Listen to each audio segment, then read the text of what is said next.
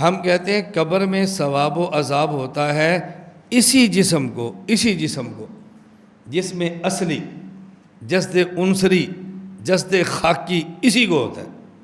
وہ کہتے ہیں نہیں ہوتا ہے لیکن جس میں مثالی کو، روح کو ہوتا ہے اور ہوتا ہے جس میں مثالی کو۔ اب آپ کے سامنے عبارت آ جائے گی اشرف الجواب کی۔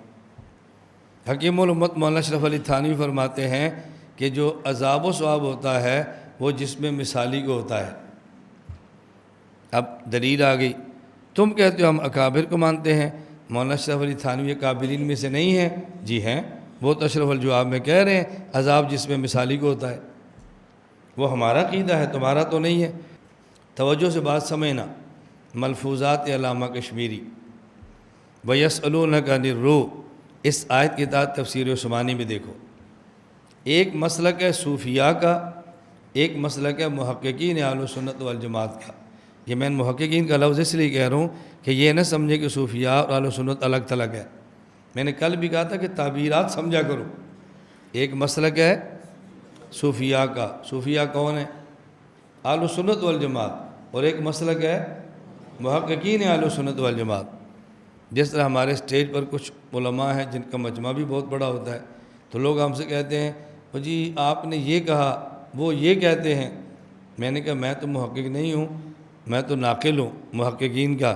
میں نے کہا وہ واعظ ہیں، وہ مبلغ ہیں، محقق نہیں ہیں۔ ان کی تحقیقات پر اعتماد نہ کرنا، ان کے شعر سن کے آگے نقل کر دینا۔ ان کی تحقیقات پر اعتماد نہ کرنا، ان کی قصے آپ آگے بیان کر دینا، تحقیق پر اعتماد نہ کرنا۔ ایک ہے صوفیاء، ایک ہے محققین اہل سنت۔ علامہ کشمیری فرماتے ہیں جب جسم سے روح نکلتی ہے تو محققین اہل سنت اس روح کو روح کہتے ہیں، لیکن چونکہ اس روح کی شکل جسم کی طرح ہوتی ہے، روح جسم سے نکلتی ہے اور متشکل بجسدہ الاصلی ہو جاتی ہے، جو شکل جسم کی ہے وہی روح کی ہوتی ہے لیکن روح سے نکل جاتی ہے۔ محققین اہل سنت اس کو روح ہی کہتے ہیں، اور صوفیاء اس کو روح نہیں کہتے بلکہ جسد مثالی کہتے ہیں۔ صوفیاء اس کو کس کو؟ روح کو۔ اب محققین کہتے ہیں کہ ثواب اور عذاب براہ راست روح کو ہوتا ہے، روح کے واسطے سے جسم کو ہوتا ہے۔ محققین کہتے ہیں کہ جسد مثالی کو ہوتا ہے اور واسطے جسد اصلی کو ہوتا ہے۔ تو جسے محققین روح کہہ رہے تھے اسے صوفیاء جسد مثالی کہہ رہے تھے۔ تو حضرت تھانوی نے جسد اصلی کے عذاب و ثواب کا انکار نہیں کیا بلکہ روح کو جسد مثالی فرمایا ہے۔ اب یہ جو منکرین ہیں ان کے ہاں تین چیزیں ہیں، نمبر ایک روح، نمبر دو جسد مثالی، نمبر تین جسد اصلی۔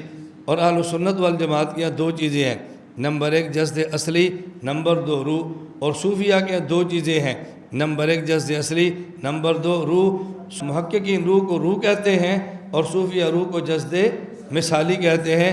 کیوں؟ اس کی شکل جس میں مثالی کی طرح ہوتی ہے۔